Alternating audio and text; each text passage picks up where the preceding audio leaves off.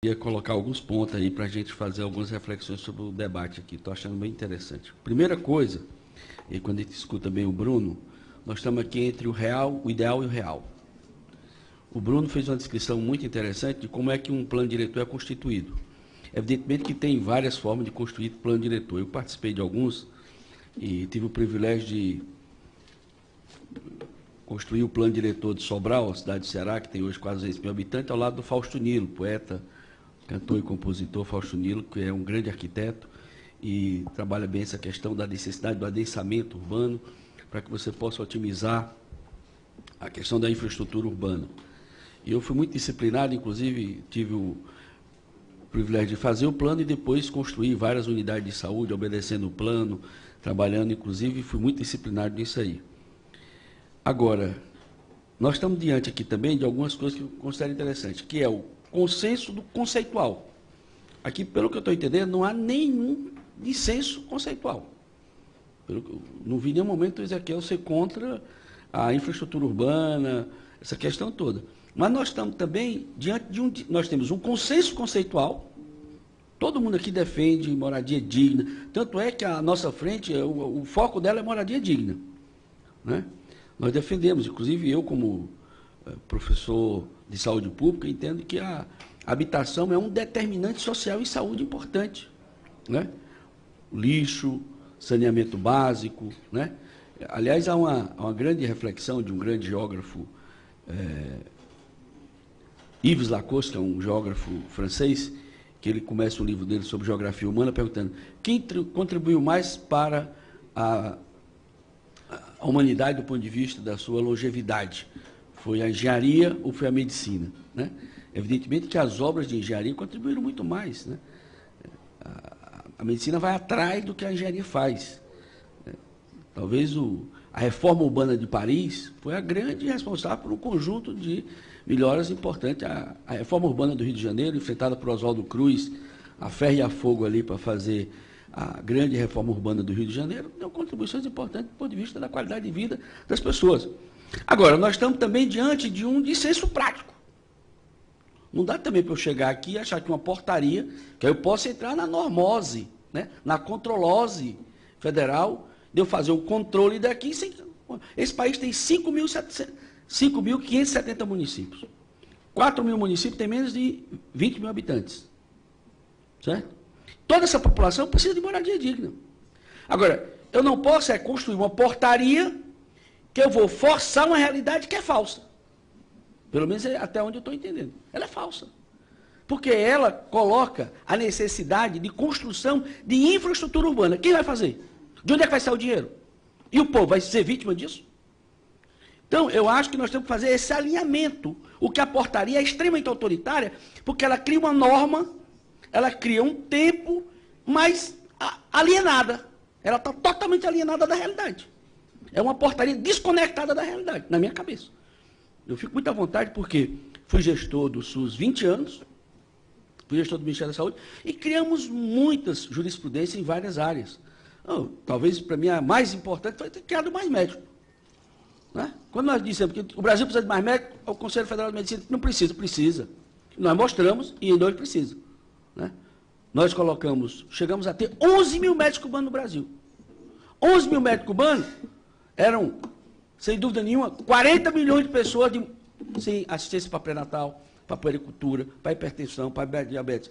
Então, aí nós criamos o programa, construímos uma lei, uma coisa foi vinculada à outra. Você constrói a portaria, mas ela está desconectada da realidade, você vai punir a população. Você vai punir quem? É o velho Foucault, né? Vigiar e punir.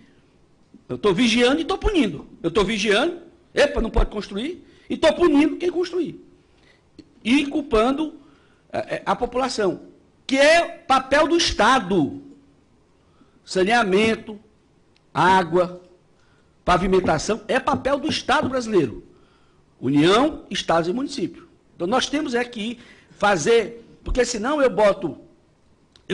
pego a consequência e coloco ela como causa. Não há dissenso em relação, na minha concepção, não fiquei convencido aqui de que essa portaria resolve o problema. Ela já não resolve nada. Nada. O que resolve é orçamento. O que resolve é a gente colocar no orçamento da União, dos estados e dos municípios, criar planos de Estado, não pode ser plano de governo, porque chega um, tira tudo, né? Graças a Deus, essa casa aprovou essa semana um projeto de lei da minha autoria, que cria o Plano Decenal da Saúde. Olha só que loucura a saúde. Um ministro por ano. Um ministro por ano. 2013 era o Padilha, 2014 o Arthur Quiolo, 2015 o Marcelo Castro, 2017 o Ricardo Barros, 2018 o Gilberto Occo, 2019 o ministro vai ser eleito como novo presidente da República. E no meio disso você teve um golpe parlamentar que o que assumiu achou que estava fazendo a revolução do SUS, um engenheiro que se dizia, meu colega aqui da casa, mas se dizia que era o maior, né, autoridade do SUS do mundo. Mas como não tem um plano de Estado, o cara chega e faz o plano dele e acha que é um plano de Estado. Então, eu entendo, o que é que nós precisamos? Nós precisamos ter um plano decenal de habitação da União, dos estados e dos municípios, que possa ter visibilidade. Nós estamos diante de uma situação, e aí, viu, Carmen, eu queria depois você falar um pouco sobre isso, porque eu tenho que separar o joio do trigo. Nós não estamos aqui, pelo menos assim, o que a gente tem discutido aqui na casa, o que eu já discutimos na frente, ninguém está discutindo aqui pequeno construtor picareta, bota na cadeia, prende. Ninguém está defendendo isso.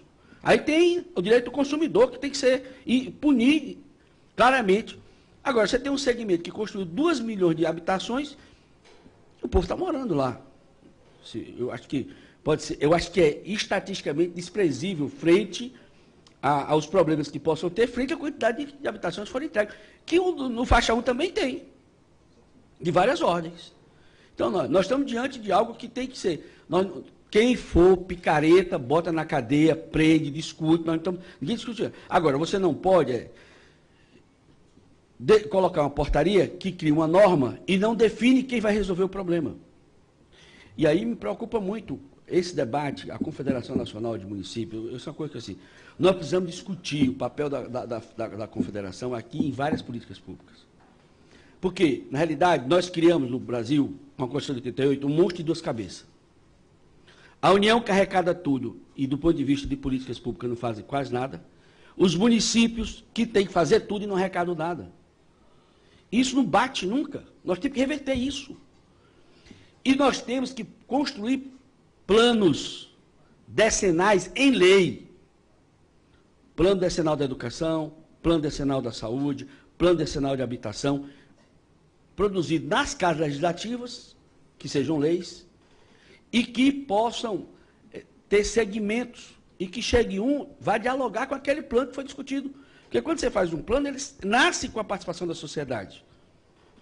Nós temos uma democracia representativa frágil, temos uma democracia participativa quase insignificante.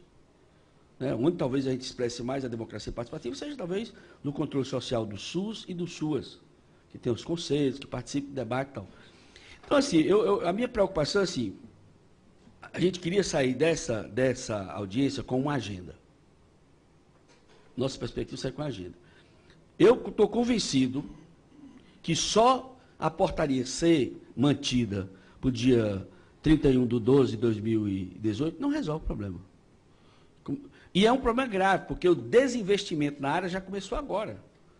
Quem é que vai começar uma construção num lote sem pavimentação definitiva, ele não vai poder financiar a partir de janeiro? E a outra coisa, qual é a solução seguinte? Todo mundo defende a pavimentação definitiva, mas se você também fizer uma pavimentação definitiva, aí o Bruno com certeza vai auditar lá, o cara chega aqui e a prefeitura coloca asfalto no esmo, sem estar nada construído, ele depois vai dizer que a prefeitura enterrou dinheiro. Né? A parte da Transamazônica foi isso.